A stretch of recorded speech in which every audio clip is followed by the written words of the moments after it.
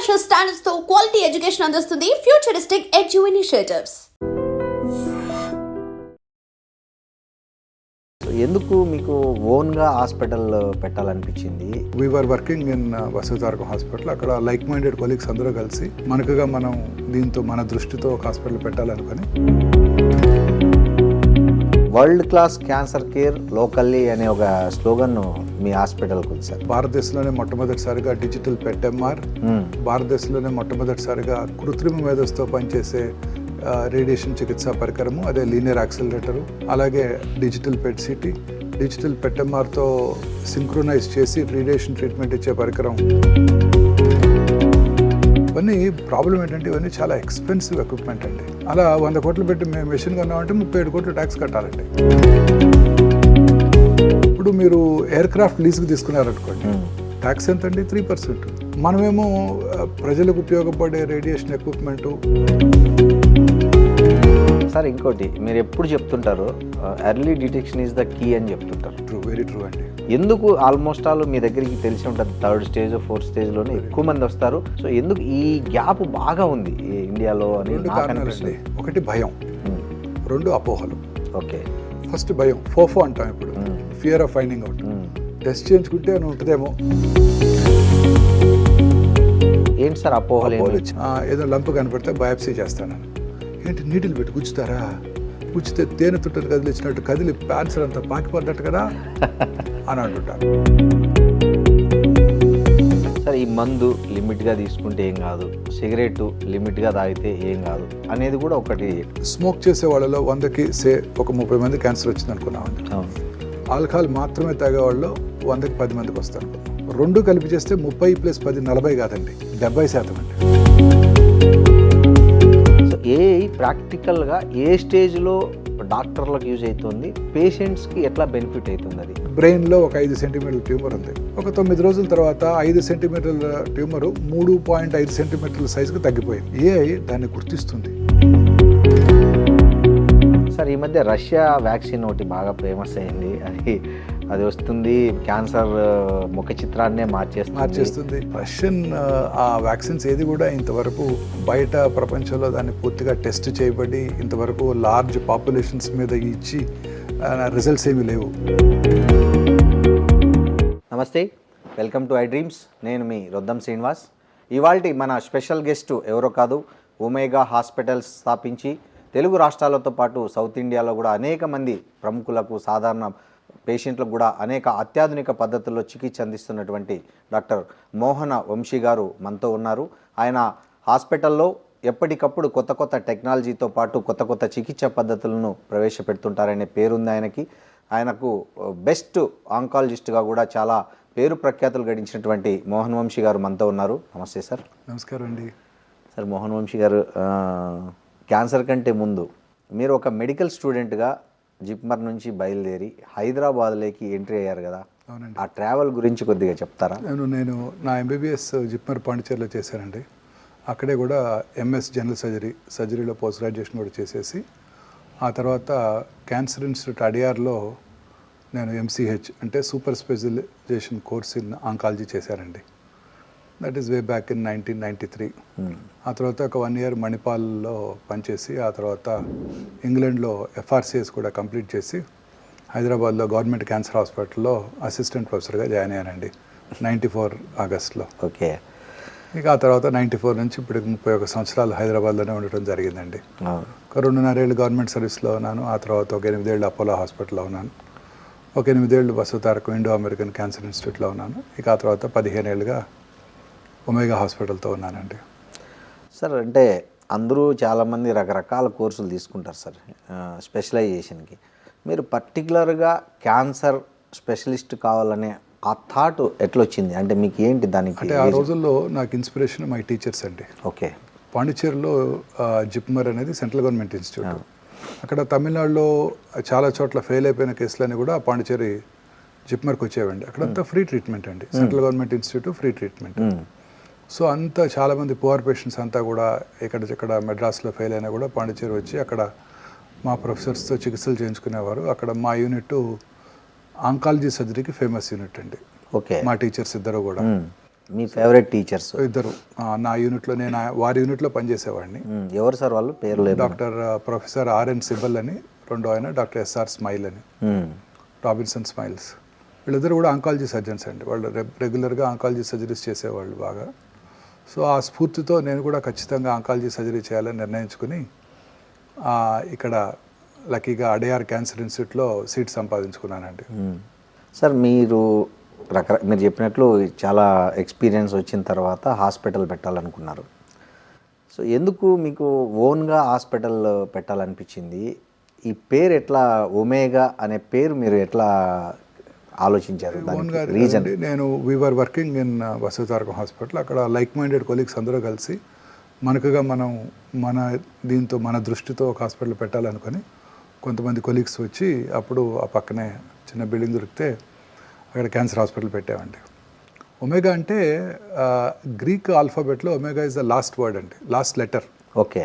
ఆల్ఫాతో start అవుతుందండి Greek, ఏబిసిలోగా A లాగా ఆల్ఫాతో స్టార్ట్ అవుతుంది. జెడ్ ఏమో ఒమేగా అండి. ఒమేగా అంటే ఇక ద అల్టిమేట్, ఇంకా మీకు క్యాన్సర్ చికిత్సలో అల్టిమేట్ చికిత్స ఇక్కడే దొరుకుతుంది ఓకే అని చెప్పే కాన్సెప్ట్ లో మీరు ఒమేగా అని పెట్టారు. ఎవరు సార్ ఈ పేరు? మీరే చూస్ చేశాను. మీరే రీసెర్చ్ చేసుకున్నారా? మా టీం అంతా కలిసి చూస్ చేశాం. టీం అంతా కలిసి చూస్ చేసుకున్నారు. సార్ ఈ world class cancer care locally అనే ఒక స్లోగన్ మీ హాస్పిటల్కి ఉంది సార్. అవునండి. అంటే ఎట్లుంటుంది సార్ మీ ట్రీట్మెంట్? కానీ కూడా మనం కొత్తగా ఇన్నోవేటివ్గా కొంతవరకు ఖర్చైన, ఉదాహరణకి ఈ చికిత్స పద్ధతులు కానివ్వండి, చికిత్స పరికరాలు కానివ్వండి, రోజు రోజుకి మారిపోతున్నాయండి. ఇదంతా కూడాను వరల్డ్ క్లాస్ చికిత్సా పరికరాలు ఎప్పటికప్పుడు మారిపోతూ ఉంటాయి. ఉదాహరణకి నేను మొదటి నుంచి కూడాను ఈ పరికరాల విషయంలో చాలా శ్రద్ధ తీసుకున్నానండి. భారతదేశంలో మన హైదరాబాద్ ప్రజలకి బెస్ట్ చికిత్సా పరికరాలు తీసుకురావాలని ఒక ఐడియాతోనే నేను స్టార్ట్ చేశాను. స్టార్ట్ చేసినప్పుడు కూడా అప్పుడు ఫస్ట్ డిజిటల్ మ్యామోగ్రాము, విమాట్ థెరపీ అనేది ఒక ప్రత్యేకమైన థెరపీ, అలా అనేక రకాల పరికరాలు తీసుకురావడం జరిగిందండి ఎప్పటికప్పుడు కూడా. ఓకే. ఆ తర్వాత కొత్త మ్యామోగ్రఫీ మెషిన్, 3D మ్యామోగ్రఫీ. ఆ తర్వాత ఇక్కడికి వచ్చినప్పుడు డిజిటల్ పెట్ స్కాను, భారతదేశంలోనే మొట్టమొదటిసారిగా డిజిటల్ పెట్ ఎంఆర్, భారతదేశంలోనే మొట్టమొదటిసారిగా కృత్రిమ మేధస్సుతో పనిచేసే రేడియేషన్ చికిత్సా పరికరము, అదే లీనియర్ యాక్సిలరేటరు, అలాగే డిజిటల్ పెట్ సిటీ, డిజిటల్ పెట్ ఎంఆర్తో సింక్రొనైజ్ చేసి రేడియేషన్ ట్రీట్మెంట్ ఇచ్చే పరికరం, ఈథోస్ పరికరం అన్నీ కూడా మొట్టమొదటిగా భారతదేశంలోనే మొట్టమొదటిగా మనం ఇండియాలోనే తీసుకురావడం జరిగిందండి. ఇవన్నీ ప్రాబ్లం ఏంటంటే ఇవన్నీ చాలా ఎక్స్పెన్సివ్ ఎక్విప్మెంట్ అండి. Okay. On top of it మొన్న జిఎస్టీ రిఫార్మ్స్ వచ్చే వరకు కూడా ఇన్ఫ్యాక్ట్ ఎవ్రీ ఎక్విప్మెంట్ మీద ట్యాక్స్ 37% ఉంటుందండి.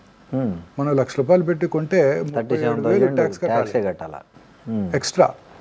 అలా 100 కోట్లు పెట్టి మేము మెషిన్ కొన్నామంటే 37 కోట్లు ట్యాక్స్ కట్టాలండి. చాలాసార్లు రైజ్ చేయడం జరిగింది. నేను పర్సనల్గా ఈ ట్యాక్స్ పేయర్స్ మీట్లో ఫైనాన్స్ మినిస్టర్ గారు కూడా డైరెక్ట్గా అడగడం జరిగింది. ఇండియాలో తయారవని ఎక్విప్మెంట్ తెచ్చుకున్నప్పుడు మీరు ట్యాక్స్ వేయకూడదు. ఇండియాలో తయారవుతున్న ఎక్విప్మెంట్ మనం తెచ్చుకుంటే మేక్ ఇన్ ఇండియా ఫీల్కి మనం దెబ్బతీస్తున్నాం కాబట్టి అప్పుడు ట్యాక్స్ వేయండి.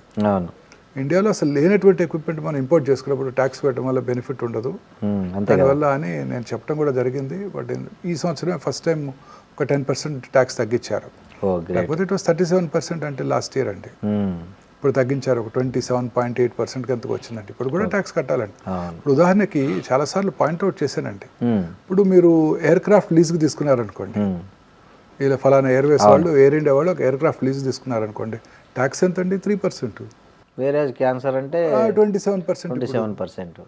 ఎయిర్ క్రాఫ్ట్ కొన్నారనుకోండి, ట్యాక్స్ అంతే. పర్సనల్ యూస్కి, ఉదాహరణకు ఒక పెద్ద ఇండస్ట్రియలిస్టు తన పర్సనల్ యూస్కి ఒక ఎయిర్ క్రాఫ్ట్ కొన్నారనుకోండి, అప్పుడు కూడా ట్యాక్స్ ఎంత అండి? 10%. చాలా చీప్గా సార్. చాలా చీప్ అండి. ఆ పెట్రోల్ కూడా చాలా చీప్ అంటే కదా సార్, మామూలు పెట్రోల్ మనకు ఐడియా లేదు కానీ ఇది మాత్రం చీపేనండి. 10%ఏనండి. ఓకే, 10%. మనమేమో ప్రజలకు ఉపయోగపడే రేడియేషన్ ఎక్విప్మెంటు, దట్టు ఆయుష్మాన్ భారత్లోను ఆరోగ్యశ్రీలో కూడా ఈ రేడియేషన్ ఇవ్వాల్సి ఉంటుంది తక్కువ ఖర్చులో, వాటికి ఇప్పటికి కూడా 27.8% ట్యాక్స్ వేస్తున్నారండి. లగ్జరీ ఎయిర్ క్రాఫ్ట్ తెప్పించుకున్నా కూడా 10% ఓన్ యూజ్ కి. ప్రజలకు ఉపయోగపడే ప్రజారోగ్యానికి సంబంధించి వాడే ఎక్విప్మెంట్ మాత్రం 27.8% ట్యాక్స్ ఇప్పటికీ కూడా అదే ట్యాక్స్ కడుతున్నామండి. ఆశ్చర్యంగా లేదు? చాలా ఆశ్చర్యంగాను విషాదంగాను ఉంది సార్. విషాదంగా కూడా ఉంది. అంతే కదా సార్? వెరీ ట్రూ అండి. అదే కదా సార్, విషాదంగా కూడా ఉంది. అవును సార్. ఇంకోటి మీరు ఎప్పుడు చెప్తుంటారు, early detection is the key అని చెప్తుంటారు. వెరీ ట్రూ అండి. సో మన ఇండియాలో కానీ అంటే ఆల్మోస్ట్ ఆల్ మన డెవలప్డ్ కంట్రీస్, డెవలపింగ్ కంట్రీస్లో ఈ ప్రజల్లో ఈ అవగాహన రాకపోవడానికి ఎక్కడ అసలు ల్యాబ్సెస్ ఎక్కడ ఉన్నాయి సార్? యాక్చువల్గా మెయిన్ ఎందుకు ఆల్మోస్ట్ ఆల్ మీ దగ్గరికి తెలిసి ఉంటుంది, 3rd స్టేజ్ 4th స్టేజ్లోనే ఎక్కువ మంది వస్తారు. దట్ ఈవెన్ ఎడ్యుకేటెడ్, బాగా చదువుకున్న వాళ్ళు కానీ, రిచ్ పీపుల్ కానీ, వాట్ ఎవర్ ఇట్. సో ఎందుకు ఈ గ్యాప్ బాగా ఉంది ఇండియాలో అని నాకు అనిపిస్తుంది. ఒకటి భయం, 2 అపోహలు. ఓకే, ఫస్ట్ భయం, ఫోఫో అంటాం ఇప్పుడు, fear of finding out. Test చేయించుకుంటే అని ఉంటుందేమో, ఉంటే డిటెక్ట్ అవుతుంది కదా, ముందుగా గుర్తిస్తే క్యూర్ అవుద్దన్న ఆయన తెలిసినా కూడా భయం.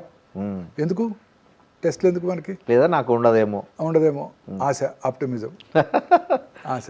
టెస్ట్ చేయించుకోవాలంటే చాలామంది ఇప్పుడు భారతదేశంలో ఈ భయంతోనే చేయించుకోవట్లేదండి పరీక్షలు. చాలామంది వస్తుంటారు, అసలు భయం. ఇప్పుడు కొత్తగా ప్రివెంటివ్ క్యాన్సర్ స్క్రీనింగ్ వచ్చేసిందండి. అవును సార్. మొన్న మధ్య మిస్టర్ నిఖిల్ కామత్ వారు ప్రముఖ బిజినెస్ పర్సన్, అవును, వారు మిస్టర్ బిల్ గేట్స్తో ఒక పోడ్కాస్ట్ చేశారు. ఆ పోడ్కాస్ట్లో బిల్ గేట్స్ గారు చెప్తారు వారికి, నేను ప్రతి సంవత్సరం టెస్టులు చేయించుకుంటాను, అవును, తప్పనిసరిగా విటమిన్స్ వాడుతుంటాను రెగ్యులర్గా, దానికంటే డౌన్ సైడ్ లేదు. 3వది ప్రివెంటివ్ క్యాన్సర్ స్క్రీనింగ్ చేయించుకుంటాను. ఈ ట్రెడిషనల్ టెస్టులు పెట్-సిటీ, పెట్టెంఆర్ వీటి పట్టుకోకముందే వే బిఫోర్ దట్ ఈ ప్రివెంటివ్ క్యాన్సర్ స్క్రీనింగ్ ద్వారా నేను క్యాన్సర్ అవటాన్ని పసిగట్టగలను. ఈ ఒక్క డిసీజే కదా మనం కాంకర్ చేయలేకపోయాం అని అంటారు. అదే టెస్ట్ ఇప్పుడు హైదరాబాద్లో అందుబాటులోకి వచ్చినప్పటికీ చాలామంది చేయించుకోవడానికి భయపడుతున్నారు. అంటే సార్ ఇక్కడ నాకు డౌట్, అంటే పీపుల్స్ అంటే అవగాహన లేకనా లేదా భయము అనేది పెడితే భయమే, అది దానికి ఎంత ఛార్జ్ అవుతుందో అనేది కూడా వాళ్ళకి అది కూడా ఛార్జ్ ఏముందండి, వాళ్ళు కొనుక్కునే ఫ్యాన్సీ కార్లో 100 వంతు ప్రైస్. ఓకే, ఎంత ఉంటుంది సార్ జనరల్గా? అప్రాక్సిమేట్లీ 80,000 నుంచి 3 లక్షల దాకా ఉంటుందండి. 50,000 నుంచి 3 lakhs వరకు. 80,000 నుంచి 3 early cancer detection test 80 to 3 lakhs packages అందుబాటులో అవునండి, చేసుకోవచ్చు. ఓకే, కానీ కాస్ట్ కోసం కదండి, భయపడుతుంటారు అంతే. ఓకే, ఏమైనా వస్తేమో, వస్తే ఇప్పటి నుంచి భయపడాలిగా, పోతే అప్పుడు పోతాంలే అనుకుంటూ ఉంటారు. తర్వాత అపోహలు. ఏంటి సార్ అపోహలు? చాలా మంది చెప్తుంటాము, ఏదో లంపు కనపడితే బయాప్సీ చేస్తానని. ఏంటి నీటిలు పెట్టి గుచ్చుతారా? గుచ్చితే తేనె తుట్టని కదిలిచ్చినట్టు కదిలి క్యాన్సర్ అంతా పాకిపోద్దట కదా అని అంటుంటారు. ఓకే, అయ్యా అప్పుడు చెప్తాను, అయ్యా ప్రముఖులు మీరు వాడే iPhone owner Steve Jobs, Manisha కొయిరాలాజీ, మిస్సెస్ సోనాలి బింద్రేజీ, రిషి కపూర్జీ, వీళ్ళంతా కూడా బయాప్సీ చేయించుకునే క్యాన్సర్ డయాగ్నోస్ చేసుకున్నారు. మీ అమ్మగారు ఇంట్లో బిర్యానీ చేస్తే టేస్ట్ తెలుస్తుందా? మీ అమ్మగారు అడిగినా తెలియదు కదా, ఒక చిన్న ముద్ద తింటేనే తెలుస్తుంది. సంజీవ్ కపూర్ మన టీవీలో మన ముందు బిర్యానీ చేసినా ముద్ద తిని చెప్తాడు. కరెక్ట్. ఇది కూడా అంతే, ఒక ముద్ద తినడం వల్ల బిర్యానీ టేస్ట్ పాడవుతుందా? పాడదు కదా. ఇది కూడా అంతేనండి, ఏం కాదండి అని చెప్పినా, ఎంత చెప్పినా అదే భయం.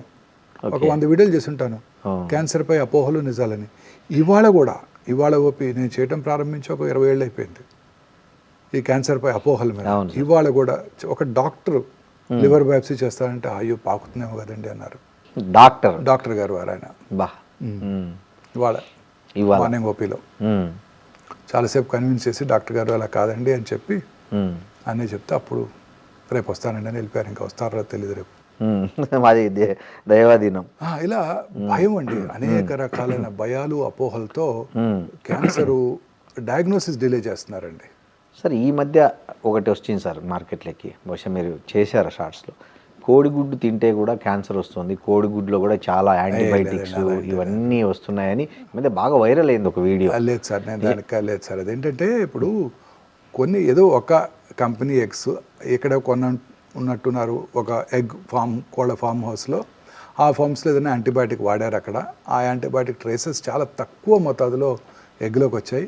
అది రాగానే ఇమ్మీడియట్గా దాన్ని పాపులరైజ్ చేయటం, ఈ ఎగ్ ఈ నైట్రోఫ్యూరాన్స్ ఎక్కువ క్వాంటిటీలో ఉన్నట్టయితే క్యాన్సర్ వచ్చేస్తుందని భయపెట్టడం జరుగుతుందండి. అతి చిన్న క్వాంటిటీస్లో నైట్రోఫ్యూరాన్ దాంట్లో కనుక్కున్నారు. అది ఏ రకంగా ఎవరికి హాని చేయదు. ఈ నైట్రోఫ్యూరాన్స్ అత్యధిక మోతాదులో తరచూ తిన్నట్టయితే చాలా కొన్ని ఎలుకల్లోనూ వీళ్ళలోనూ గినీపిక్స్లోనూ క్యాన్సర్ వచ్చిన దాఖలాలు ఉన్నాయని ల్యాబొరేటరీ డేటానే కాబట్టి ఇది లేదు. సో అసలు దాని గురించి ఆందోళన పడాల్సిన అవసరమే లేదండి. అది ఏ రకంగానూ క్యాన్సర్ కారకాలు కాదు. ఎగ్ అనేది ఒక పూర్తి ఆహారం అండి. ప్రతి నార్మల్ ఇండివిజువల్కి అలాగే పేషెంట్స్ కూడా, రోగులు కూడా పూర్తి ఆహారం అండి. అన్ని రకాలుగా అత్యంత మేలైన ఆహారం. ఎగ్ ప్రోటీన్ అనేది మన మనుషులతో ప్రోటీన్కి కంప్లీట్ సిమిలారిటీ ఉంటుందండి. తద్వారా పూర్తిగా అబ్జర్వ్ చేయబడుతుంది. ఆ ఎల్లో అంటామే యోక్లో, ఆ యోక్లో ఉండేది కూడా చక్కటి కొలెస్ట్రాల్. మనకు ఆ కొలెస్ట్రాల్ తప్పనిసరిగా అవసరం. ప్రతి వాళ్ళకి కూడా ఎగ్ తీసుకోవడం అన్ని రకాలుగా శ్రేయస్కరం అండి. సార్ ఇంకోటి, మీరు ఈ మధ్యనే ఒక ఫైండ్ అవుట్ చేశారు, ఈ షాంపూ నురగ వల్ల కూడా క్యాన్సర్ వచ్చే అవకాశం ఉంది అని అంటున్నారు. అంటే ఎలాంటి షాంపూలు సార్? అంటే కెమికల్ రిలేటెడా, లేకపోతే ఆర్గానిక్? కొన్ని ఆయుర్వేద షాంపూలు ఉన్నాయి మార్కెట్లో, కొన్ని ఏమో రకరకాల బ్రాండ్స్తో మామూలుగా ఉన్నాయి. అంటే ఎలాంటి షాంపూలు నురగల వల్ల అంటే వాళ్ళ తప్పు కూడా కాదండి. అదే కొన్ని రకాల షాంపూస్లో ఈ ఫోమ్ రావటం కోసం కొన్ని రకాల కెమికల్స్ వాడుతూ ఉంటారు. ఆ కెమికల్స్ ఎక్కువ కాలం వాడినట్టయితే మనకి కొన్ని రకాల వ్యాధులు, ఇరిటేషను, వెరీ రేర్లీ క్యాన్సరు, అలాంటి ఎగ్జిమా లాంటివి కూడా వచ్చే అవకాశాలు ఉంటాయండి. సో అందుకని ప్రిఫరబుల్గా మనందరూ కూడా న్యాచురల్ షాంపూస్, అంటే మనం రకరకాల కుంకుడుకాయ రసం, షీకాకాయ రసం వీటితో చేసుకున్నవి అయితేనే, అంటే ఆ పేరుతో మార్కెట్లోకి వస్తున్న బ్రాండ్స్ మనం కేర్ఫుల్గా పరిశీలించినట్టయితే కొన్ని రకాల కెమికల్స్ని అవాయిడ్ చేసినట్టయితే సరిపోతుంది. అంటే ఏ తరహా కెమికల్? అంటే 2-3 రకాలు ఉన్నాయండి.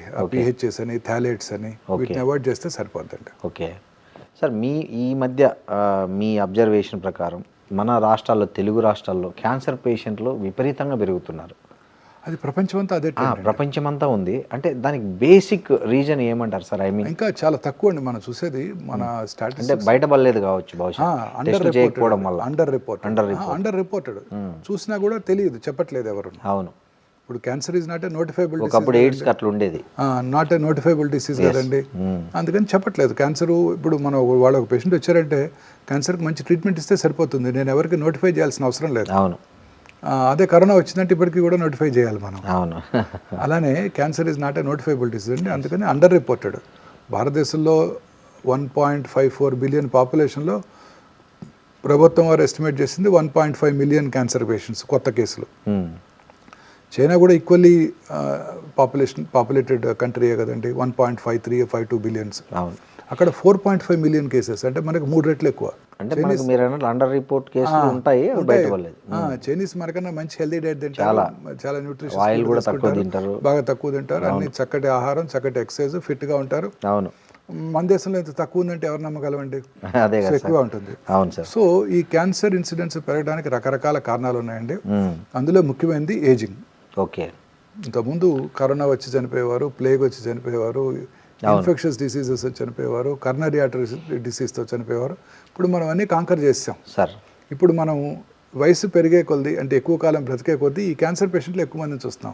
కరెక్ట్. ఏజ్ ద్వారా కూడా క్యాన్సర్ వస్తుంది. వయసు పెరిగే కొద్ది జనరల్గా మీరు అన్నారు ఇందాక, అంటే ప్రతి ఒక్కరూ క్యాన్సర్ పరీక్షలు చేయించుకోవాలి తప్పనిసరిగా.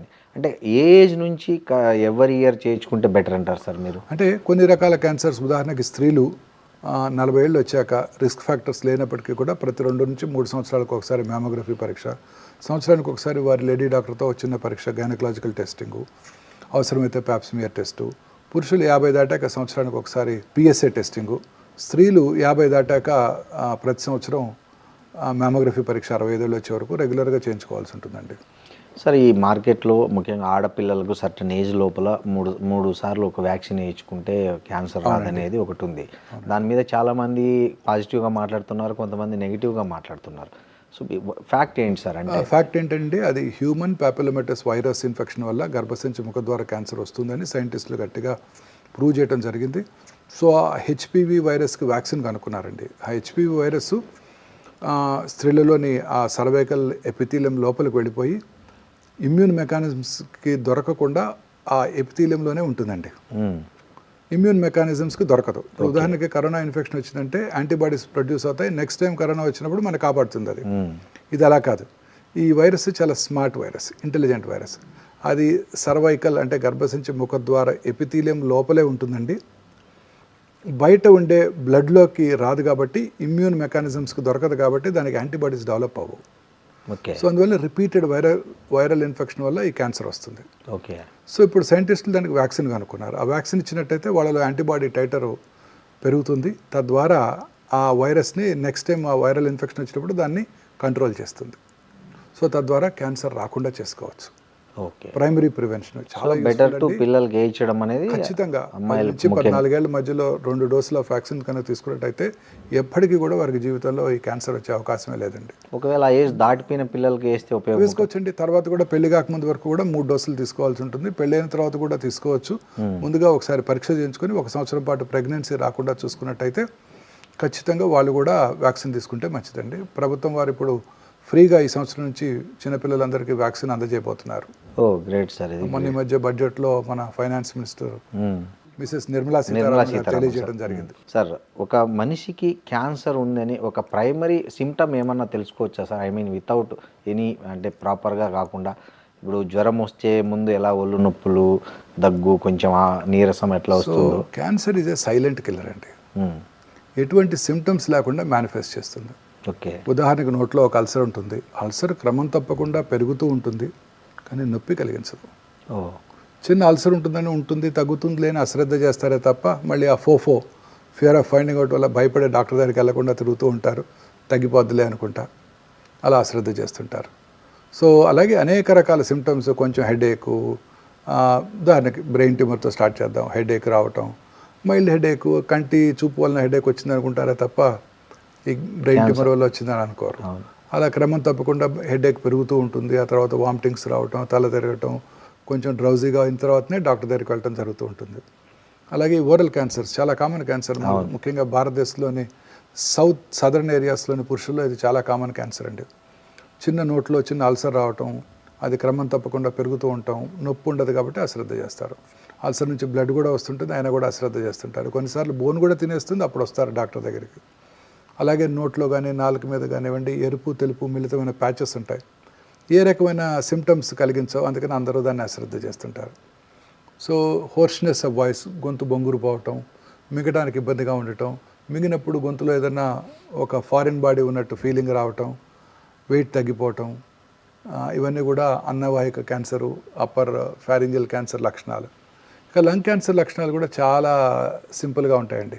మానని దగ్గు, స్మోకర్స్ అందరికీ ఉంటుంది స్మోకర్స్ కాఫ్. అందరూ దాన్ని అశ్రద్ధ చేస్తూ ఉంటారు స్మోకర్స్ కాఫ్ అని. మానని దగ్గు లాస్ట్ ఇయర్ కూడా వచ్చింది, అప్పుడు వెళ్ళి చూపించుకున్నాను, సిటీ స్కాన్ కూడా చేయించుకున్నాను, ఏమీ లేదన్నారు. ఈ సంవత్సరం కూడా అదే ఉంటుందిలే అని అశ్రద్ధ చేస్తుంటారు. దగ్గినప్పుడు వచ్చే ఫ్లెమ్లో రక్తం పట్టడం, లో గ్రేడ్ ఫీవర్ ఉండటం, లో గ్రేడ్ చెస్ట్ పెయిన్ ఉండటం, వెయిట్ తగ్గిపోవటం, ఇవన్నీ కూడాను ఈ లంగ్ క్యాన్సర్ లక్షణాలు. వీటిని కూడా అందరూ అశ్రద్ధ చేస్తుంటారు. ఇక దక్షిణ భారతదేశంలో పురుషుల్లో అత్యధికంగా కనబడే క్యాన్సర్లో ఈ స్టమక్ క్యాన్సర్, జీర్ణాశయ క్యాన్సర్ ఒకటండి. దీనికి కూడా పెద్దగా సిమ్టమ్స్ ఏ ఉండవు. కొంచెం ఫుడ్ తిన్నా పొట్ట ఫుల్ అయినట్టు ఉండటం, గ్యాస్ పట్టేసినట్టు ఉండటం, తేన్పులు రావటం, వామిటింగ్ రావటం, వామిటస్లో బ్లడ్ రావటం, ఇవన్నీ కూడా వెయిట్ తగ్గిపోవటం గ్యాస్ట్రిక్ క్యాన్సర్ లక్షణాలు. అర్లీ స్టేజ్లో అందరూ కూడా దీన్ని అశ్రద్ధ చేస్తుంటారు. నాకు గ్యాస్ ఉంది అనుకుంటారే తప్ప వెళ్ళి చెక్ చేసుకుందాం, ఎండోస్కోపీ చేసుకుందాం అని ఒకసారి కూడా ఎవరు అనుకోరనమాట. ఇలా అలాగే మలమూత్ర విసర్జన అలవాట్లో మార్పు రావటం, మోషన్లో బ్లడ్ పట్టడం. మోషన్లో బ్లడ్ పెడితే ఫస్ట్ నాకు పైల్స్ ఉన్నాయి, లాస్ట్ ఇయర్ కూడా ఉంది, అంత ముందు ఇయర్ కూడా ఉంది. అప్పుడు డాక్టర్ దగ్గరికి వెళ్ళాను, మెడిసిన్స్ తిన్నాము, డిసెంట్రీ ఉంది, బావర్చీలో తిన్నాను, ఇలా అనుకుంటూ ఉంటారు తప్ప చెక్ చికెన్ తిన్నాను, బ్లడ్ వచ్చింది, వేడి చేసింది, ఇలాంటి వెరీ ట్రూ, ఇలా అనుకుంటారే తప్ప వెళ్ళి చెక్ చేయించుకోరు. తద్వారా అనేక రకాలైన క్యాన్సర్స్ లేట్ స్టేజెస్లోనే కనబడుతున్నాయండి. సార్ ఇంకోటి సార్, అంటే నేను చాలా కామన్ ఒక కామెంటు చాలామందిలో, అన్ని అలవాట్లు మందు కొట్టి సిగరెట్ తాగి గుట్కాలు వేసుకొని పాన్లు వేసుకునే వాళ్ళు బాగా హెల్తీగా ఉంటున్నారు. చాలామంది మంచిగా రోజు ఎక్సర్సైజ్ చేసి మంచి ఫుడ్ తీసుకొని మంచి క్వాలిటీ ఫుడ్ మెయింటైన్ చేసి హెల్త్ మెయింటైన్ చేసి వీళ్ళు క్యాన్సర్ డిటెక్ట్ అవుతుంది. ఇది ఏంది అనేది కొంచెం చాలా మందిలో ఉండే ఒక కామన్ ఆర్గ్యుమెంట్ ఒకటి ఉంది సార్. అంటే ఇది అలా ఏం లేదండి. ఖచ్చితంగా స్మోక్ చేసే వాళ్ళలోనే లంగ్ క్యాన్సర్ వచ్చే అవకాశాలు ఎక్కువగా ఉంటాయి, ఓరల్ క్యాన్సర్స్ వచ్చే అవకాశాలు ఎక్కువగా ఉంటాయి. మీరు 100 మంది లంగ్ క్యాన్సర్ పేషెంట్ చూసామంటే అందులో 80 మందికి ఈ స్మోక్ చేసిన హిస్టరీ ఉంటుందండి. 12 ఏళ్ళ ఆడపిల్ల కూడా లంగ్ క్యాన్సర్ చూశాను, బట్ చాలా తక్కువ. స్మోక్ చేసే పురుషుల్లోనే లంగ్ క్యాన్సర్ వచ్చే అవకాశాలు చాలా ఎక్కువగా ఉంటాయండి. ఆల్కహాల్ తాగే వాళ్ళలో అన్నవాహిక క్యాన్సర్, ఓరల్ క్యాన్సర్స్ వచ్చే అవకాశాలు ఎక్కువ ఉంటాయి, లివర్ క్యాన్సర్ వచ్చే అవకాశాలు ఎక్కువగా ఉంటాయి. అలా అన్ని రకాలుగా దురలవాట్లు ఉన్న అందరిలోకి కూడా క్యాన్సర్లు వచ్చే అవకాశాలు చాలా ఎక్కువగా ఉంటాయి. సరే, ఎక్కడో ఒక చోట దురలవాట్లు లేని వాళ్ళలో వచ్చినప్పుడు దాన్ని హైలైట్ అవుతుంది తప్ప అది ఖచ్చితంగా కాదండి. 100% మీరు అనుకున్నట్టే దురలవాట్లు ఉన్న వాళ్ళలో క్యాన్సర్ వచ్చే అవకాశాలు చాలా చాలా ఎక్కువగా ఉంటాయండి. సార్ ఈ మందు లిమిట్గా తీసుకుంటే ఏం కాదు, సిగరెట్ లిమిట్గా తాగితే ఏం కాదు అనేది కూడా ఒకటి లేదండి. ఈ మధ్య అనేక అధ్యయనాల్లో తేలింది ఏంటంటే కొంచెం తీసుకున్న ఆల్కహాల్, ఒక 30 ml ఆల్కహాల్ తాగినా కూడా క్యాన్సర్ వచ్చే అవకాశాలు చాలా పెరిగిపోతాయి. ఇక నుంచి ఆల్కహాల్ బాటిల్స్ మీద కూడా it is injurious to health అని వాళ్ళు లేబుల్ అయిపోతున్నారు. స్మోకర్స్కి ఎలా వేస్తున్నారు. ఈవెన్ 30 ml కూడా. Yes okay. అమెరికన్ వాళ్ళ ఫిజిషియన్స్ మొన్న మధ్య జరిగిన సర్వేలో కూడా వాళ్ళు ఇదే నిర్ధారణ చేయడం జరిగింది. వాళ్ళ సర్జన్ క్యాన్సర్ పెరగడానికి ఈ ఆల్కహాల్ స్మోకింగ్ ఎట్లా దోహదం చేస్తాయి సార్? అంటే బాడీలో ఇప్పుడు స్మోక్ చేసిన మీకు 6 సెకండ్స్లో ఈ పొగాకులో ఉన్న 400 క్యాన్సర్ కారక రసాయనాలు బ్లడ్లో ప్రవహించి బాడీలో అన్ని భాగాలకు వెళ్ళిపోయి అన్ని చోట్ల క్యాన్సర్ కలిగిస్తాయి. ఇమాజిన్ చేయండి, ఇక్కడ స్మోక్ చేస్తే ఆడవాళ్ళలో గర్భసించి ముఖ ద్వారా క్యాన్సర్ వస్తుంది, బ్లాడర్ క్యాన్సర్స్, అన్ని రకాల క్యాన్సర్స్ వచ్చేస్తాయండి. అలాగే ఆల్కహాల్ తాగిన వాళ్ళు అనేక రకాలైన రసాయనాలు రిలీజ్ అయ్యి రకరకాల క్యాన్సర్స్కి దారితీస్తుందండి. ముఖ్యంగా అన్నవాహిక, gastric cancer, liver cancer, pharyngeal cancer. Okay.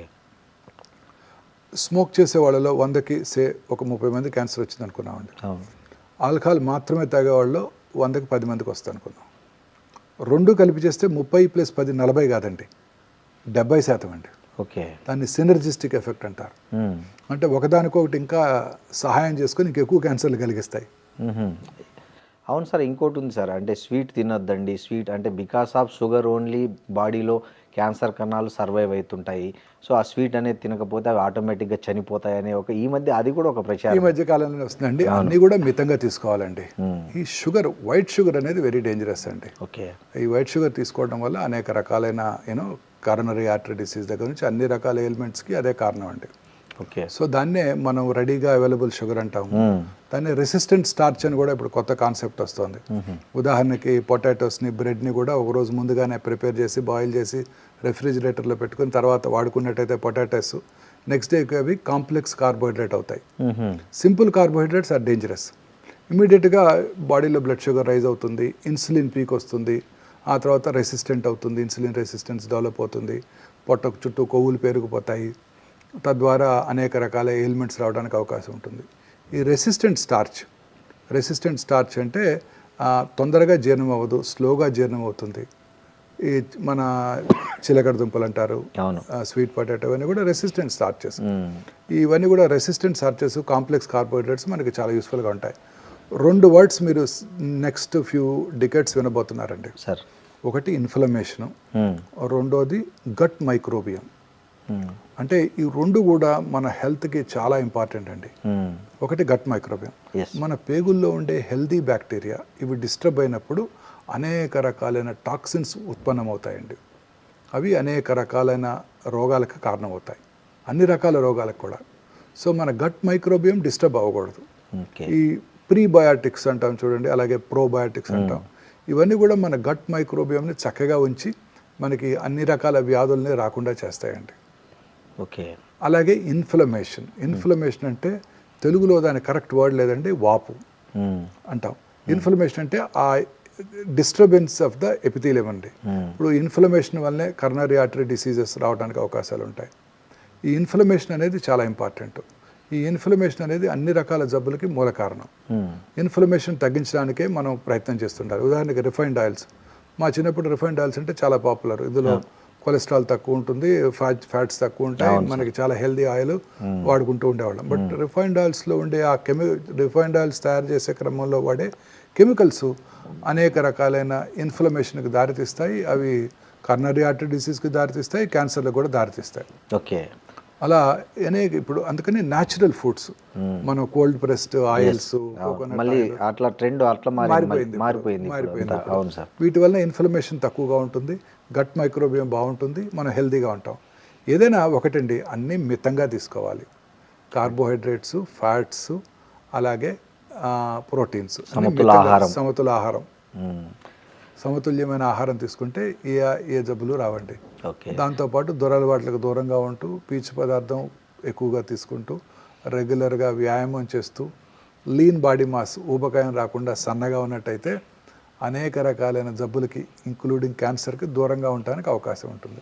Sir ఇంకోటి కూడా ఉంది సార్, నేను లక్ష్మణ ఫలం అని, తర్వాత మీరు చెప్పిన చిలగడ దుంపలు అంటే మా గంజిగడ్డలు అంటారు, వాటిని తినడం అనేది యాంటీ క్యాన్సర్ అంటారు, అది అలాగే లేదండి, అన్ని రకాల ఫ్రూట్స్ కూడా యాంటీ క్యాన్సరే. వాటిలో ఎనీ ఫ్రూట్ అండి, అన్ని రకాల ఫ్రూట్స్ కూడా, ఫ్రూట్స్ మనకి అన్ని రకాలుగా మనకి మంచి ఆరోగ్యాన్ని అందజేస్తాయండి. ఓకే. సీజనల్ ఫ్రూట్స్, మన అవకాడోలు, బ్లూబెర్రీలు తినాల్సిన అవసరం లేదు. మన ఉసిరికాయలు, రేక్కాయలు సీజనల్, ఏ సీజన్లో ఇప్పుడు సీజన్ దొరికేవన్నీ ఈ సీజన్లో అన్ని దొరుకుతుంటాయి. సీతాఫలాలు, స్ట్రాబెర్రీస్ అన్ని దొరుకుతాయి. అవును సార్, మనకి ఏది దొరికితే అది. మనం ఫ్యాన్సీ కివీస్, అవకాడోస్, బ్లూబెర్రీస్ తినాల్సిన అవసరం లేదు. మల్బెర్రీస్, మన ఊర్లో మన దొరికే జామకాయ అవకాడో కన్నా 100 రెట్లు బెటరు. మన ఆకుకూరలు కాలే కన్నా 100 రెట్లు బెటర్. తోటకూర, చుక్కకూర, పాలకూర, గోంగూర, పచ్చలి కూర అన్నీ కూడా పవర్ హౌసెస్ అండి.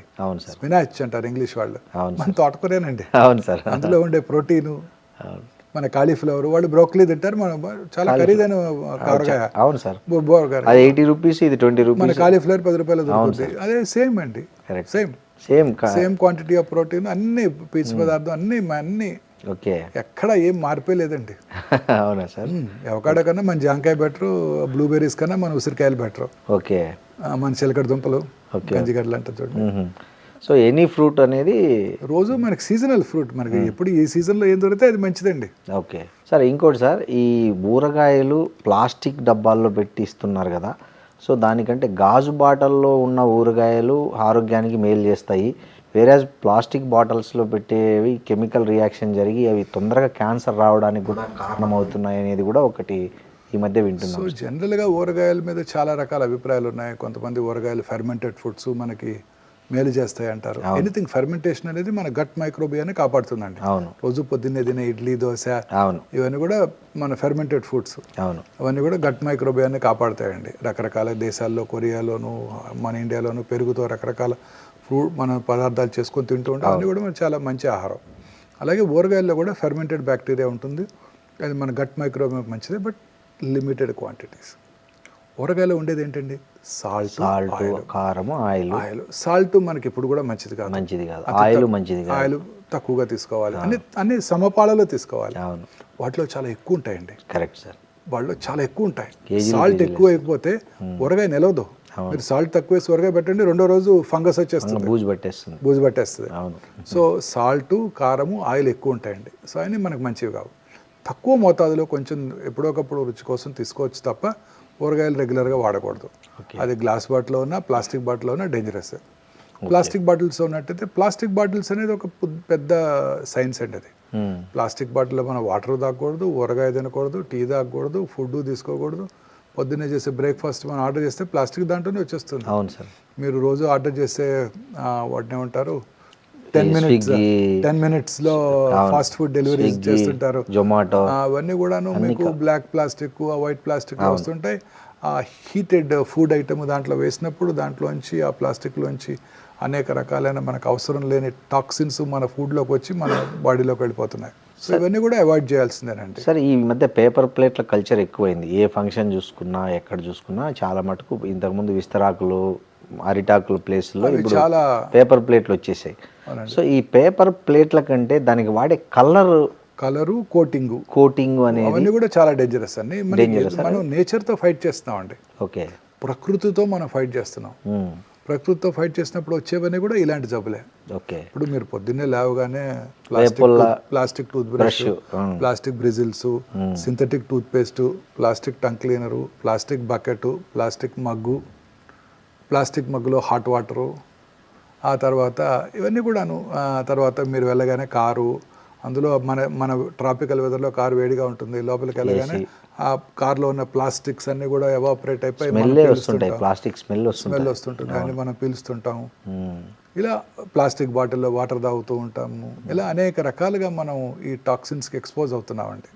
ఓకే. వీటి వల్లే ఈ క్యాన్సర్స్ యొక్క ఇన్సిడెన్స్, అంటే కొత్త క్యాన్సర్ రావడం పెరిగిపోతుంది బాగా.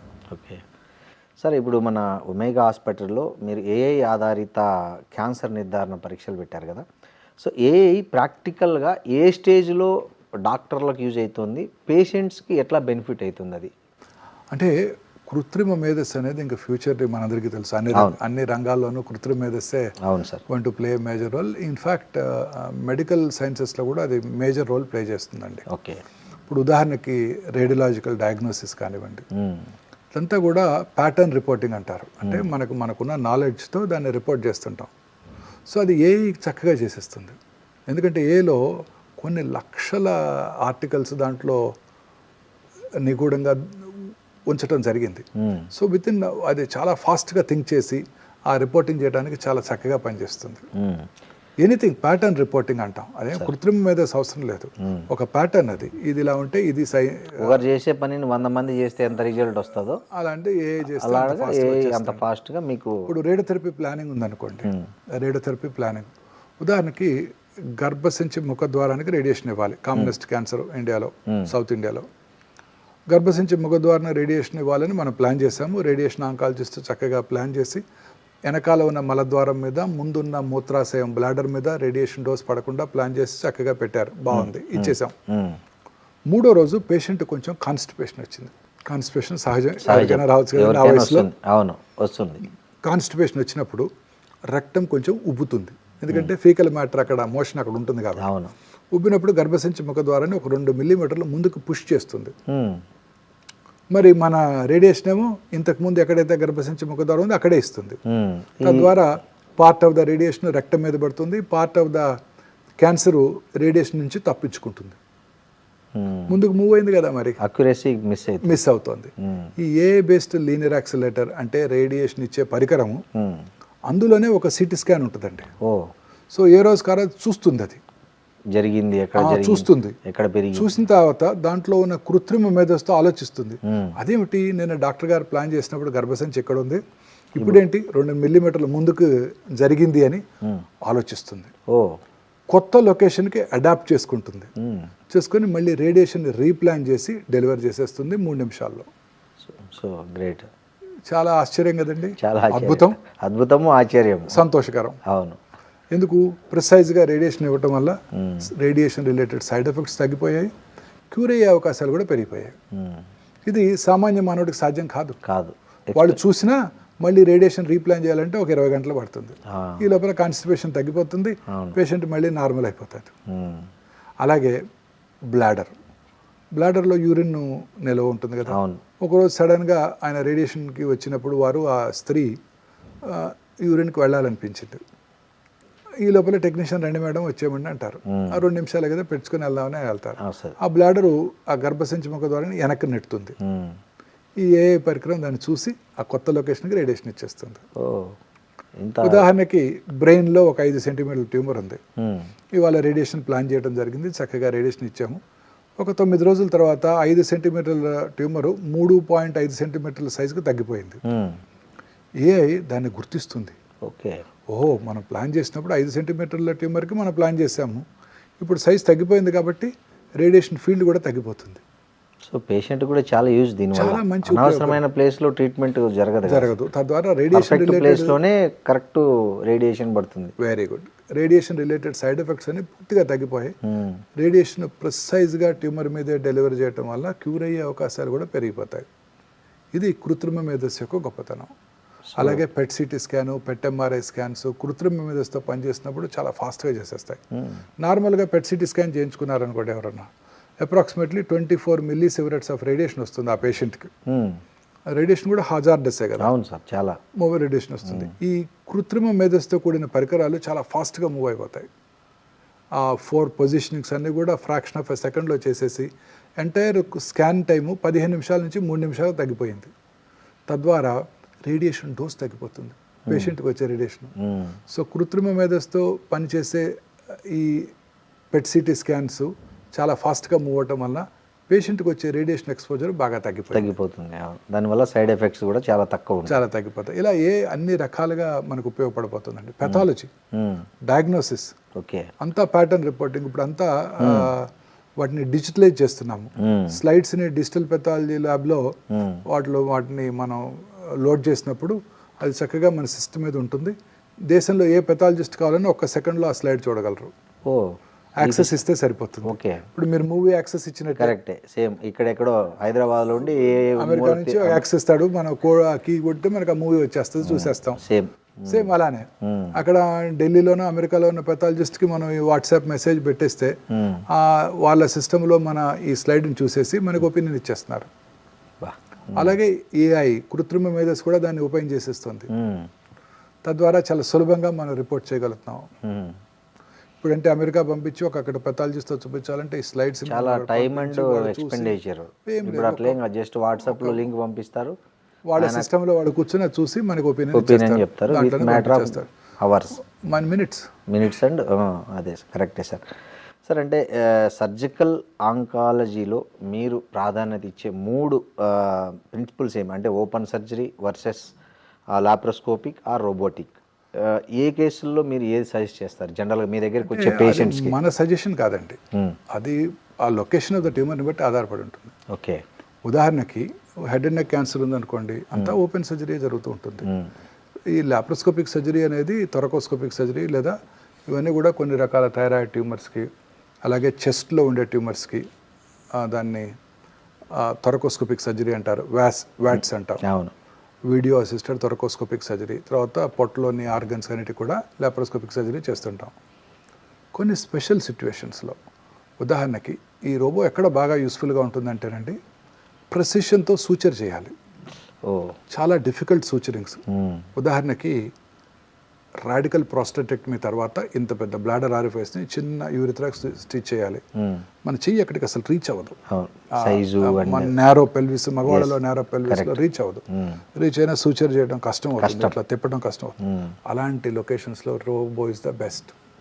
ఓకే, అలాగే వాల్వ్ రిప్లేస్మెంట్ సర్జరీ, ప్రిసైజ్గా మనకి షివరింగ్ ఉండదు, ట్రెంబలింగ్ ఉండదు, చక్కగా అలా చేస్తాం, అలా ప్రిసైజ్గా తీస్తుంది. పెద్ద మాడిఫికేషన్లో 16 times ఇమేజెస్ చూస్తూ జాగ్రత్తగా సర్జరీ చేయడం జరుగుతుంది. అలాంటి చోట బాగా ఉపయోగపడుతుంది. కర్నరీ ఆర్టరీ బైపాస్ సర్జరీలో ప్రిసైజ్గా సూచర్ చేయాలి. ఎక్కడైతే సూచర్ చేయాలనుకుంటామో అక్కడ రోబోటిక్ సర్జరీ చాలా యూస్ఫుల్గా ఉంటుందండి.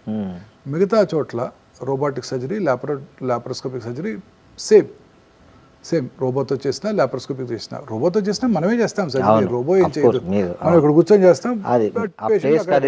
ఆపరేషన్ అంతా మీ చేతిలో, మన చేతిలోనే ఉంటుంది, ఎక్కడైనా ఒకటండి. ఈ ప్రెసిషన్తో సూచర్ చేయాల్సిన చోట, ముఖ్యంగా prostate surgery, valve replacements, coronary artery bypass grafts, ఇక్కడ రోబో చాలా యూస్ఫుల్గా ఉండబోతుంది. Okay sir, breast, lungs, gynaecological cancers బాగా పెరుగుతున్నాయని డేటా చెప్తుంది.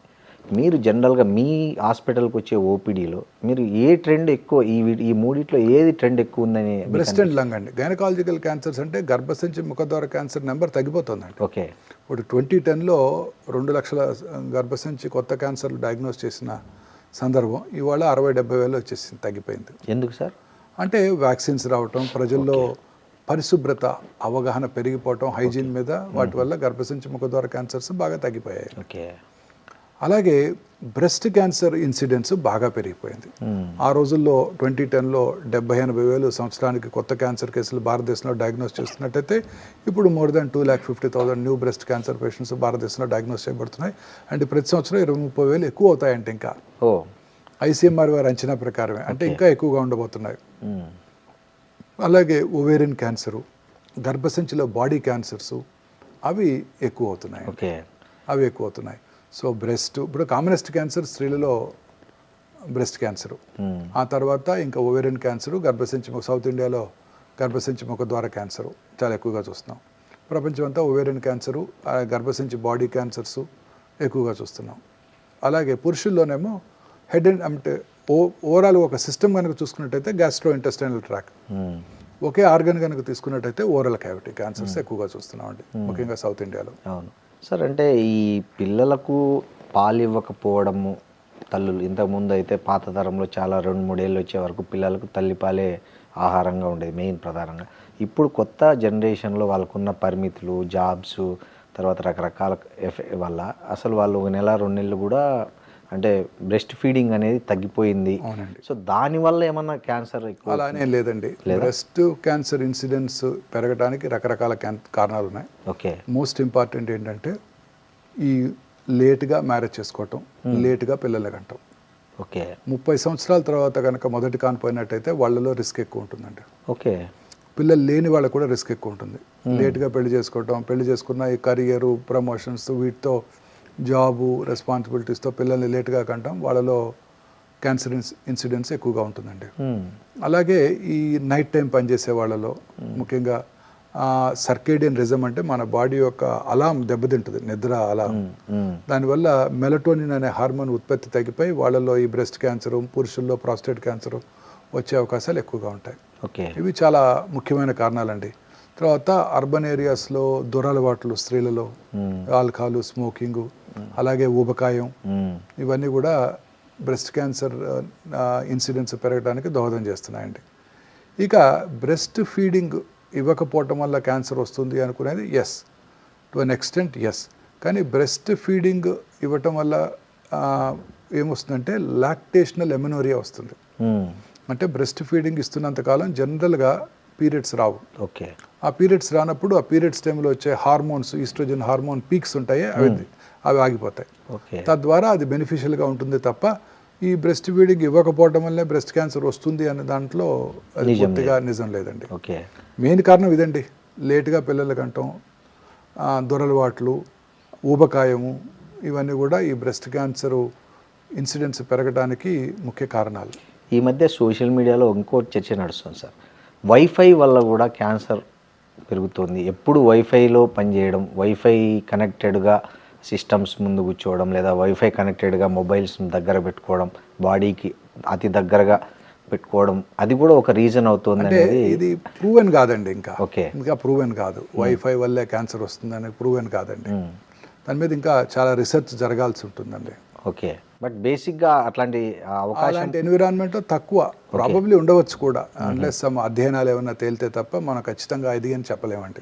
అంటే సైంటిఫిక్గా ప్రూవ్ కాలేదు.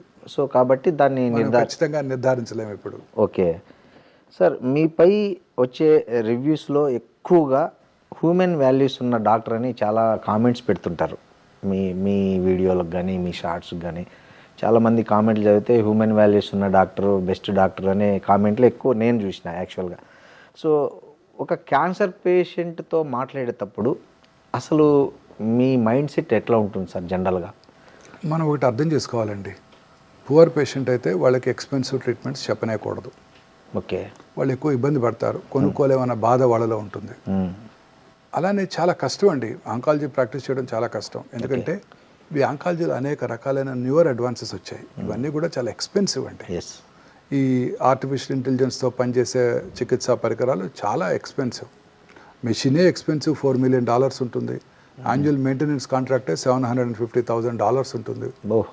దానికి తోడు మన కస్టమ్స్ ఇప్పుడే మనం డిస్కస్ చేసాము, మెయింటెనెన్స్ కూడా జిఎస్టీ కట్టాలి, మెయింటెనెన్స్ కాంట్రాక్ట్ కూడా జిఎస్టీ కట్టాలి. సో అన్నీ కూడా ప్రొహిబిటివ్లీ ఎక్స్పెన్సివ్ అండి. ఇప్పుడు రాబోయే మందులు, వచ్చిన కొన్ని మందులు కూడా చాలా ఖర్చుతో కూడుకున్నాయండి. ఇప్పుడంతా ఫ్యూచర్ అంతా కూడా ఇమ్యూనోథెరపీ అనండి. ఇప్పుడు నేను కూడా మీకు ఇచ్చే సలహా ఏంటంటే, మీరందరూ ముందు మిమ్మల్ని మీ ఫ్యామిలీకి ₹1 కోటి ఇన్సూర్ చేయించుకోండి. కారణం ఏంటంటే వచ్చే మందులన్నీ అలా ఎక్స్పెన్సివ్ ఉండబోతున్నాయి. అవన్నీ పేటెంటెడ్ మాలిక్యూల్స్, అంతే పేటెంట్ లాస్ అంటారు. వాళ్ళు తప్ప ఇంకెవరు తయారు చేయకూడదు నెక్స్ట్ 10 నుంచి 15 సంవత్సరాలు. ఇందువల్ల అవి చాలా ఖర్చుతో కూడుకున్నాయి. ఇవి చెప్పడం చాలా కష్టం అండి. చెప్తే ఒక బాధ, చెప్పకపోతే ఒక బాధ. చెప్పలేదనుకోండి, ఇంట్లో పిల్లాడు ఉంటాడు, చిన్న పిల్లాడు ఎవరో ఉంటాడు, గూగుల్ చేస్తాడు, అమ్మ ఇక్కడ కొత్త మెడిసిన్ ఉంది ఇమ్యూనోథెరపీ అంటాడు, ఈ డాక్టర్కి తెలియదు, చెప్పలేదు అంటాడు. వాళ్ళు అడుగుతుంటారు, చెప్పాలనే బాధగా ఉంటుంది. సామాన్య ప్రజలు లక్షలు పోసి కొన్ని క్యూర్ అయ్యేటట్టుంటే మనం ఎంతైనా ఖర్చు పెట్టుకోమని చెప్పచ్చు. క్యూర్ కానీ దానికి ఇమ్యూనోథెరపీ పెట్టుకోండి, టార్గెటెడ్ థెరపీ పెట్టుకోండి, 8 నెలలు బతికేవాళ్ళు 40 నెలలు బతుకుతారు, 10 నెలలు బతికేవాళ్ళు 30 నెలలు బతుకుతారని చెప్పడం కూడా మనం చాలా కష్టంగా ఉంటుందండి. ఓకే. క్యాన్సర్ ప్రాక్టీసు అసలు వైద్యులు కూడా చాలా సవాలుగా మారిందండి. ఒక చిన్న ఉదాహరణ చెప్తాను. నేను చదువుకున్న ఊళ్ళో మన జిల్లాలోనే ఒక మంచి డాక్టర్ గారు ఉన్నారు. అద్భుతమైన వ్యక్తి, వైట్ ప్యాంట్ వైట్ షర్ట్ వేసుకుంటారు, జస్ట్ బల మీద కూర్చొని ప్రాక్టీస్ చేస్తారు. ఆయన ఫిలాసఫీ ఏంటంటే, నా చిన్నప్పుడు ఆయన చూశాను నేను, ఆయన ఫిలాసఫీ ఏంటంటే పేదలకు అందరికీ కూడా తక్కువ ఖర్చుతో వైద్యం చేయాలి, ఊరికే టెస్టులు రాయకూడదు. సో మనం ఇప్పుడు కాదులేండి, 4-5 ఏళ్ల క్రితం వరుసగా 4-5 పేషెంట్లు వచ్చారు నాకు అక్కడ నుంచి, ఖమ్మం నుంచి. ఏంటంటే లంప్ బ్రెస్ట్ పెరిగిపోయింది, అయ్యో నేను తెలుసు కదా మీకు, మరి ఏంటి రాలేదు అంటే, మన డాక్టర్ గారిని కలిసాం, ఏం లేదన్నారు, చూసి ఏం లేదన్నారు. అయ్యో ఒక మ్యామోగ్రఫీ చేసినా సరిపోయేది అనుకుంటారు వాళ్ళే అంటున్నారు. సో టెస్ట్ చేస్తే ఒక బాధ, చెయ్యకపోతే ఒక బాధ. కరెక్ట్. టెస్ట్ చేసామా కమర్షియల్ టెస్టులు చేస్తున్నారు ఊరికే, చేయకపోతేనేమో నిర్ధారణ మిస్ అయ్యి లేట్ స్టేజ్ డయాగ్నోసిస్. చాలా కష్టమైపోతుందండి అసలు. గ్యాస్ట్రోఎంట్రాలజిస్టులు చిన్న గ్యాస్ కడుపులో మంట అంటారు, ఎండోస్కోపీ చేస్తే ఒక బాధ, ఊరికే గ్యాస్ మంటకి వెళ్తే ఎండోస్కోపీ చేసి 3,000 తీసుకున్నారు డాక్టర్ అంటారు. చేయకపోతే మొన్న మధ్య జరిగింది నాకు ఒక పేషెంట్, నాకు బాగా తెలిసిన పేషెంట్, కొంచెం లేట్గా వచ్చాడు. ఏంటయ్యా నేను తెలుసు కదా, ఎందుకు రాలేదు ముందంటే, ఎందుకు రాలేదు, నేను ఆ గ్యాస్ట్రోఎంట్రాలజిస్ట్ చుట్టూ తిరుగుతూనే ఉన్నాను కదా 2 నెలల నుంచి అంటున్నాడు. అతను కూడా నాకు మంచి మిత్రుడు, అతనికి ఫోన్ చేశాను, అదేంటి డాక్టర్ గారు ఇట్లా అయింది, మన తిడుతున్నాడు మిమ్మల్ని అని. తిట్టాడా, మంచిదిలే అన్నాడు. ఏమన్నా, ఓపిక వచ్చేసరికి 20 మంది కూర్చొని ఉంటారు, ప్రతి వాళ్ళ కంప్లైంట్ ఇదే, గ్యాస్. అందరికీ నేను ఎండోస్కోపీ చేశాను అనుకో, పక్కా కమర్షియల్, కడుపులో మంట అంటే ఎండోస్కోపీ చేసి 3,000 తీసుకున్నాడు డాక్టర్ అంటారు. అందుకని మందులు రాసిస్తాను. మళ్ళీ రెండోసారి వస్తే మెడిసిన్స్ మార్చి మళ్ళీ రాసిస్తా. మూడోసారి వస్తే అప్పుడు నేను ఎండోస్కోపీ చేస్తా. ఆ మూడోసారికి 2 నెలలు అయిపోతుంది, 15 రోజులు, నెల రోజులు అయిపోద్ది, జబ్బు ముదిరిపోవచ్చు కూడా. సో డాక్టర్ మెడికల్ ప్రాక్టీస్ చాలా కష్టతరం అయిపోయిందండి. ఒక రకంగా టెస్ట్ రాస్తే ఒక బాధ, టెస్ట్ రాయకపోతే ఒక బాధ, స్కానింగ్ చేస్తే ఒక బాధ, చేయకపోతే ఒక బాధ, చాలా కష్టం అండి ఇప్పుడు. సార్ మీ దగ్గరికి మన తెలుగు రాష్ట్రాలతో పాటు చాలా పక్క రాష్ట్రాల వాళ్ళు కూడా చాలా సుదూర నుంచి మీ దగ్గరికి పేషెంట్లు వస్తుంటారు, చాలా రకరకాల నగరాల నుంచి, రాష్ట్రాల నుంచి వస్తుంటారు కదా సార్. సో అంత దూరం నుంచి వచ్చే పేషెంట్ల కోసం మీరు ఏమన్నా ప్రత్యేకంగా, అంటే వాళ్ళ డ్యూరేషన్ తగ్గించడానికి, బాధ తగ్గించడానికి ఏమన్నా స్పెషల్గా ఏమైనా ఒక ప్రోగ్రామ్ లాంటిది ఏమైనా డిజైన్ చేశారా? లేదండి, మనకు ఖచ్చితంగా ఇక్కడ దగ్గరలో అకామిడేషన్స్ అన్నీ మనకు ఫిక్స్డ్గా ఉన్నాయి, తక్కువ ఖర్చులో బయట దొరుకుతాయి అకామిడేషన్స్. ఇప్పుడు మోస్ట్ ఆఫ్ ద చికిత్సలు వచ్చిన రోజే స్కానింగ్ చేయడం, మోస్ట్ ఆఫ్ దమ్ అపాయింట్మెంట్ తీసుకుని వస్తారు కాబట్టి వచ్చిన రోజే స్కానింగ్ చేసేయటం, మధ్యాహ్నానికల్లా రిపోర్ట్ ఇచ్చేయటం, కానీ సర్జరీ చేయాలన్నా నెక్స్ట్ డేకి సర్జరీ చేసేయటం సరిపోతుంటుందండి. ప్రాబ్లం వల్ల ఈ రేడియేషన్ చికిత్స, ఈ రేడియేషన్ చికిత్స కూడా అనేక రకాలైన న్యూవర్ చికిత్సలు వచ్చాయండి. ఇప్పుడు సైబర్ నైఫ్ చికిత్స, ఇంతకుముందు 30-40 రోజుల్లో వచ్చే రేడియేషన్ చికిత్స ఇప్పుడు 4-5 రోజుల్లో ఇచ్చేస్తున్నాం. వాళ్ళు తొందరగా మళ్ళీ చక్కగా వాళ్ళు ఊరు వెళ్ళిపోవడానికి దూరం నుంచి వచ్చారు. మొన్న మధ్య వచ్చారు ఒక ప్యాంక్రియాటిక్ క్యాన్సర్ పేషెంట్, అక్కడ దుర్గాపూర్ స్టీల్ ప్లాంట్ అక్కడ నుంచి వచ్చారండి. ఓకే, ఇక్కడెక్కడికో వచ్చి ఇక్కడ ప్యాంక్రియాటిక్ క్యాన్సర్, ఇంకా ఇనాపరబుల్ డిసీజ్ అంటే చిన్న ట్యూమర్ అంటే నా దగ్గరకు వచ్చారు, చూసి ఒక వీడియో చూసి సైబర్ నైఫ్ చేయించుకుందామని. చక్కగా 5 రోజుల్లో ట్రీట్మెంట్ ఇవ్వడం, చక్కగా హ్యాపీగా వెళ్ళిపోవడం జరిగిందండి.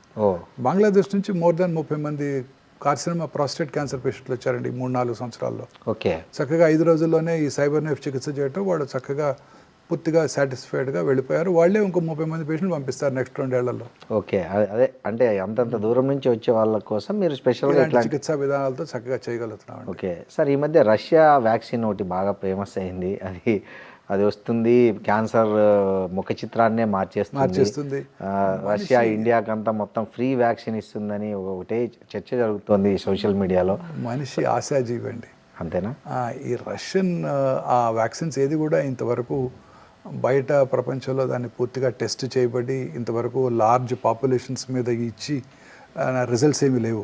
ఓకే, ఓన్లీ రష్యాలో అప్రూవ్డ్ అయిన వ్యాక్సిన్? అప్రూవ్ అయిన కూడా లేదండి, వాళ్ళు ఏదో ఒక మన న్యూస్ ఐటమ్ లాగా వచ్చింది తప్ప వాళ్ళ సైంటిఫిక్ పబ్లికేషన్స్ ఏమీ చెప్పలేదు. ఓకే, ఇదేదో ఒక mRNA వ్యాక్సిన్ కోలన్ క్యాన్సర్ పేషెంట్స్లో కొంచెం యూస్ఫుల్గా ఉంటుందని వాళ్ళు ఏదో ఒక నోట్ ఇచ్చినట్టు అనేక రకాలైన స్టడీస్ చెప్తున్నాయి ఇప్పటి వరకు. అంతే తప్ప దాని మీద అధ్యయనాలు కానీ వాళ్ళు చేసిన రీసెర్చ్ పబ్లికేషన్స్ కానీ ఏమీ కూడా ఇంతవరకు పబ్లిష్ అవ్వలేదు. రష్యా ఇప్పుడు ప్రాక్టికల్లీ అన్ అండర్ డెవలప్డ్ కంట్రీ అండి ఇప్పుడున్న వార్ పరిస్థితుల్లో. సో వాళ్ళు ఇలాంటి చాలా బహుళంగా ఈ వ్యాక్సిన్ అందరికీ అందుబాటులోకి తెచ్చి, అది అందుబాటులోకి వచ్చిన తర్వాత అందరికీ ఉపయోగపడి సైడ్ ఎఫెక్ట్స్ లేకుండా ఉన్నప్పుడే దాన్ని మనం గుర్తించడం జరుగుతుంది. నా ఉద్దేశం సైంటిస్టులు అందరూ అనుకునేది ఏంటంటే ఇంకా చాలా సమయం ఉంది, అది ఇంకా ప్రూవెన్ బెనిఫిట్ లేదు అని అనుకుంటూ ఉన్నారు. ఓకే సార్, ఇంకోటి త్వరలో క్యాన్సర్కు 4 రకాల మందులు వస్తున్నాయి, వాటి వల్ల చాలా ఉపయోగం ఉండబోతుంది అనేది కూడా ఉంది. నిజంగా ఆ 4 మందులు ఉపయోగపడతాయండి డెఫినెట్గా. నేను ఇందాక చెప్పింది immunotherapy, okay, nibs and knobs, mips and maps అంటారు. ఓకే, డెఫినెట్లీ అండి, ఇవన్నీ కూడా ఉపయోగపడబోతున్నాయండి. క్యాన్సర్ యొక్క ట్రీట్మెంట్ అంతా కూడా పూర్తిగా మారిపోతుందండి. ఎందుకంటే ఈ క్యాన్సర్ ట్రీట్మెంట్లో సైడ్ ఎఫెక్ట్స్ లేకుండా క్యాన్సర్ సెల్నే టార్గెట్ చేస్తూ ఇచ్చే మెడిసిన్స్, అలాగే క్యాన్సర్స్ని చంపేసే మన ఓన్ ఇమ్యూన్ మెకానిజమ్స్ని బాగా పుష్ చేసే మెడిసిన్స్ కూడా అందుబాటులోకి వస్తున్నాయి. సార్ ఎప్పటి లోపల రావచ్చు సార్ ఇవన్నీ మార్కెట్లో? అన్ని స్లోగా ఒక్కొక్క జబ్బుకి వచ్చేస్తున్నాయండి ఇప్పుడు. అవునా సార్? అంటే టోటల్గా అన్ని రావడానికి ఎంత టైం పడుతుంది? ఈ ప్రతి సంవత్సరం ఇదే వర్క్ అండి. ఓకే. ప్రతి కంపెనీ ఇదే వర్క్ చేస్తుంది. అనేక రకాలైన మాలిక్యూల్స్ ప్రతి నెల కొత్త కొత్త మాలిక్యూల్స్ అందుబాటులోకి వస్తున్నాయి. క్యాన్సర్ పూర్తిగా జెనెటిక్ డిసీజ్ అండి. కొన్ని జన్యుపరమైన మ్యూటేషన్ వల్ల క్యాన్సర్ వస్తుంది. ఆ మ్యూటేషన్స్ టార్గెట్ చేసే మెడిసిన్స్ కూడా అందుబాటులోకి రాబోతున్నాయి. సార్ ఇండియాలో ఇప్పుడు పెరుగుతున్న క్యాన్సర్ కేసులను ప్రభుత్వము ప్రైవేట్ రంగం కలిసి పనిచేసే తప్ప అది అదుపులోకి వచ్చే పరిస్థితి లేదు. నిజంగా అట్లాంటి ఒక పరిస్థితి ఏర్పడి ప్రభుత్వం ప్రైవేట్ భాగస్వామ్యంతో క్యాన్సర్ మీద యుద్ధం చేయాల్సి వస్తే ఫస్ట్ దేని మీద ఫోకస్ చేయాలంటారు? Early diagnosis. ఎర్లీ డయాగ్నోసిస్, క్యాన్సర్ని ముందుగా కనిపెట్టడం మీద ఫోకస్ చేయాలండి. ఓకే. క్యాన్సర్ని ముందుగా కనిపెడితే క్యూర్ అయిపోతాయండి ఆటోమేటిక్గా. ఓకే. ప్రజల్లో ఒక అవగాహన పెంచడం, ప్రజల్లో ముందుగా గుర్తించడానికి వాళ్ళందరికీ స్క్రీనింగ్ పద్ధతుల్ని, స్క్రీనింగ్ టెక్నిక్స్ని వాళ్ళందరికీ అందుబాటులో ఉంచడం ప్రైవేట్ హాస్పిటల్ వల్ల అయ్యే పని కాదు. ఓకే. ప్రైవేట్లో ఉన్న స్పెషలిస్టులు అలాగే ప్రభుత్వం దగ్గర ఉన్న వనరులతో ఇది ఖచ్చితంగా చేయగలమండి. ఓకే. అలా కనుక చేసినట్టయితే క్యాన్సర్ని ముందుగా గుర్తిస్తే ఏ క్యాన్సర్ అయినా క్యూర్ చేయడానికి అవకాశం ఉంటుందండి. సరే, మీకు ఈ 32 years అట్లా ఎక్స్పీరియన్స్లో మీకు ఛాలెంజింగ్గా అనిపించిన సర్జరీ ఏదైనా ఉందా సార్? ఈ మొత్తం మోర్ దెన్ ఛాలెంజింగ్ అన్ని technically not a great demanding surgeries కాదండి. ఓకే. ప్రాబ్లం వల్ల ఏంటంటే పేషెంట్ యొక్క జనరల్ కండిషన్ బాగోనప్పుడు వారి హార్ట్ ఎలా విత్ స్టాండ్ అవుతుందో ఈ సర్జరీ అనేదే భయం అండి. చాలాసార్లు అదే మెయిన్ ప్రాబ్లం. ఓకే. అనేక రకాల న్యూవర్ ఎక్విప్మెంట్ అందుబాటులోకి వచ్చాయి. ప్రిసైజ్గా చూస్తున్నాము, లాప్రోస్కోప్తో చేస్తున్నాము, ప్రిసైజ్గా మనం అన్ని రకాల ఎక్స్పర్టైజ్ అందుబాటులో ఉంది. ఒక సర్జరీ చేయమండి. ఇప్పుడు ప్యాంక్రియాటిక్ సర్జరీ అంటే నేను మా కొలీగ్ సర్జికల్ గ్యాస్ట్రాంటాలజిస్ట్ ఉంటాను. అలా ప్రతి సర్జరీ కూడా కలిసి చేస్తుంటాం. సో ఛాలెంజ్ అనే దానికన్నా పేషెంట్ తట్టుకుంటారా లేదా అనేదే భయం. ఓకే. ఎందుకంటే క్యాన్సర్స్ జనరల్గా ఓల్డ్ ఏజ్లోనే వస్తుంటాయి. Correct sir. సార్ మీది లాప్రోస్కోపిక్ ఆంకాలజీ మీ స్పెషలైజేషన్ సార్. సో మామూలుగా మీ గ్యాస్ట్రిక్, కొలరెక్టల్ అలాగే రీనల్ ట్యూమర్లలో లాప్రోస్కోపిక్ ఓపెన్ సర్జరీ అనే దాంట్లో మీ డెసిషన్ ఎక్కడ షార్ప్గా దేని? మోస్ట్లీ అందరికీ లాప్రోస్కోపీ సర్జరీ చేయడమే జరుగుతుంటుందండి. కొన్నిసార్లు లోపల ఏమైనా అతుక్కొని ఉన్నా, ట్యూమర్ బాగా పెద్దగా ఉండి తీయలేకపోతున్నా అలాంటప్పుడు తప్ప 90% లాప్రోస్కోపిక్ సర్జరీతోనే చేయడం జరుగుతూ ఉంటుందండి. Okay. Thank you sir. Thank you very much. మీ విలువైన సమయాన్ని మాకు కేటాయించినందుకు, అలాగే మా ప్రశ్నలన్నిటికీ చాలా ఓపిక్గా వివరంగా సమాధానాలు చెప్పినందుకు చాలా థ్యాంక్స్ అండి. Thank you very much. And for more videos, Please subscribe to iDream. Please subscribe to iDream. Please subscribe iDream. And please subscribe to iDream. For more videos, subscribe to iDream. please like, share and subscribe to the channel. Congratulations, iDream. Subscribe to iDream. Subscribe to iDream. So subscribe to iDream Media. iDream team అందరికి huge congratulations. Please subscribe iDream Media. Please subscribe to iDream. Subscribe iDream. Please subscribe to iDream. iDream అంటే నా కళల ఛానల్ను subscribe చేసుకున్న నోరు తిరుగుతలేదు. మీరైతే గంట గుర్తు కొట్టండి. For more such videos, please subscribe to iDream. Subscribe to iDream. Please subscribe to iDream. Please subscribe iDream Media. Please do subscribe to iDream. Please subscribe to iDream Media. For best entertainment and information, please subscribe iDream. And don't forget to subscribe to iDream.